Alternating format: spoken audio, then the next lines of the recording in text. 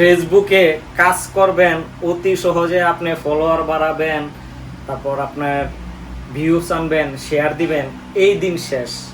সোনার বাংলাদেশ ওই দিন শেষ হয়ে গেছে। আচ্ছা, আপনারা দেখুন তো, অ্যাভয়েড অ্যাকাউন্ট রেস্ট্রিকশন, এটা কার কার আসছে, কাকে কাকে ফেসবুক পাঠিয়েছে, আপনারা সাবধান হয়ে যাবেন। আজকের আমার এই ভিডিওটাতে আমি খুবই গুরুত্বপূর্ণ একটা আলোচনা করতে যাচ্ছি, যা আপনাদের জন্য খুবই কার্যকরী, বিশেষ করে যাদের পেজ বা প্রোফাইল রেস্ট্রিকশন খেয়ে বসে আছেন। তারা কি আপনার পেজটাকে কখনো ফিরে পাবেন?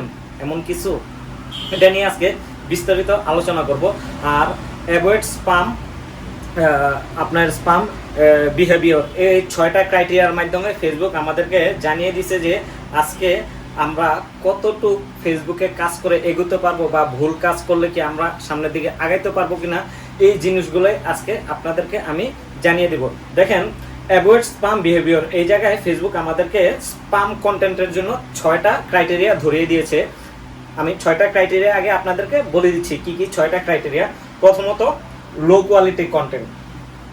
দ্বিতীয়ত, click bait or watch bait. তারপর তৃতীয়ত হচ্ছে গেবি ওয়াচ। হ্যাঁ, গেবি ওয়াচটা অনেকেই বুঝতেছেন না, এটাই আজকের গুরুত্বপূর্ণ আলোচনা।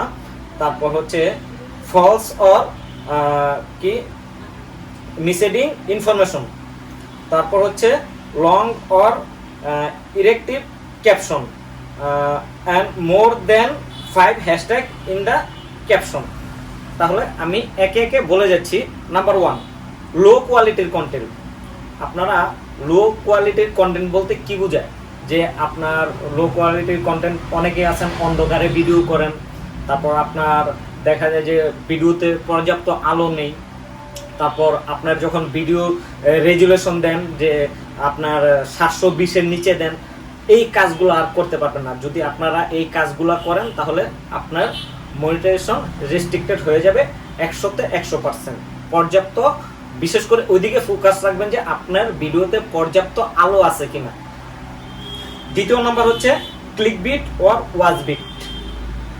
ক্লিক বিট হচ্ছে যে আপনার থাম্বনেল, মানে থাম্বনেল একটা তৈরি করেন, মানে ভিডিওর সাথে থাম্বনেলের কোনো মিল নেই, এরকম ভাবে যদি আপনি কোনো ধরনের থাম্বনেল তৈরি করেন, বা আপনার ওয়াচ বিট হয়েছে যে আপনার ক্যাপশনের সাথে থাম্বনেলের কোনো মিল নেই, এরকম যদি আপনার ভিডিও আপলোড করেন তাহলেও কিন্তু আপনার মনিটাইজেশন রেস্ট্রিক্টেড হয়ে যাবে।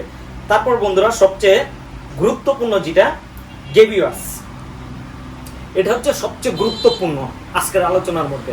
কারণ আমরা অনেকেই আছি, গেবি ওয়াচটা অনেকেই এটা সঠিক ইনফরমেশন আপনাকে দিতে পারবে না, অনেকেই দিতে পারবে না যে এটাতে কি বলা আছে। কারণ এটাতে বলা আছে যে আমরা অনেকেই শেয়ার কিনি, শেয়ার কিনে, বা টাকার মাধ্যমে শেয়ার কিনি, লাইক কিনি, বা ফলোয়ার কিনি, এগুলা আপনারা আর করতে পারবেন না। যদি ফেসবুক এগুলো তো এখন ধরতেই পারে, আপনি টাকার মাধ্যমে শেয়ার কিনতেছেন বা ফলোয়ার কিনতেছেন, তাহলে শেষ, আপনার ফেসবুকে কাজ করা এই জায়গায় থামাই দেন, সামনের দিকে আর এগুলোর দরকার নাই, আপনি এই জায়গায় থেমে যেতে পারেন। অনেকেই এই কারণে রেস্ট্রিকশন খেয়ে বসে আছেন। আপনারা আর পেজটা আমার মনে হয় না আপনি ফিরে পাবেন, কারণ এই জায়গায় এমন কোনো ইনফরমেশন ফেসবুক দেয় না যে আপনি এই কাজগুলো করলে আপনার পেজটা ফিরে পাবেন। আপনারা যারা কাজ করতেছেন, আপনারা নতুন একটা পেজ নিয়ে কাজ করেন, এটার পিছনে অযথা সময় দেন না। Number 4, false or missing information. আপনারা যদি কোনো ভুল তথ্য দিয়ে থাকেন তাহলে আপনার রেস্ট্রিকশন খেতে পারবেন। এটার কারণে অনেকেই খেয়ে আছে, কিন্তু তারা বুঝতে পারতেছে না যে কি কারণে তাদের রেস্ট্রিকশনটা আসছে। তারপর লং অর ইনরিলেটিভ ক্যাপশন। আপনার মানে একদম রচনার মতো ক্যাপশন দিতে পারবেন না, আর ক্যাপশন ভিডিও রিলেটেড দিতে হবে, এটা কিন্তু বলেই দিছে ফেসবুক।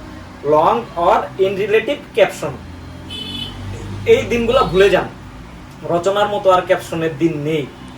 হ্যাঁ, তারপর হচ্ছে যে আপনার মোর than 5 hashtag in the caption. একটা ভিডিওতে আপনি 5টার বেশি হ্যাশট্যাগ ব্যবহার আর করতে পারবেন না। ভিডিও হোক, পোস্ট হোক, লেখা হোক, যাই হোক, আপনার লাইভ হোক, 5টার বেশি আর আপনি ক্যাপশন ব্যবহার করতে পারবেন না। যদি করেন তাহলে আপনার রেস্ট্রিকশন আসবে।